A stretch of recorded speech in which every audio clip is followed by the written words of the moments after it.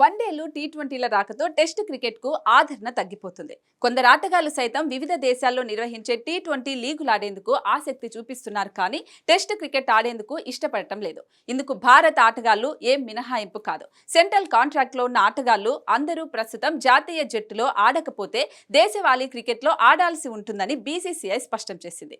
అయినప్పటికీ కొందరు ఆటగాళ్లు బీసీసీఐ ఆదేశాలను సైతం పెడచెవిన పెట్టారు. ప్రస్తుతం ఒక్క టెస్ట్ మ్యాచ్కు బేసిక్ ఫీజు 15 లక్షల రూపాయలు ఉంది. ఈ క్రమంలో బీసీసీఐ టీమిండియా ఆటగాళ్లకు గుడ్ న్యూస్ చెప్పింది. Test format match fee పెంచనున్నట్లు board secretary Jay Shah వెల్లడించారు. ఆటగాళ్ల ఆర్థిక పరిస్థితి దృఢపరిచేందుకు టెస్ట్ క్రికెట్ ఇన్సెంటివ్ స్కీమ్ పేరిట అదనపు ఫీజు చెల్లించాలని బోర్డు నిర్ణయం తీసుకున్నట్లు షా తెలిపారు.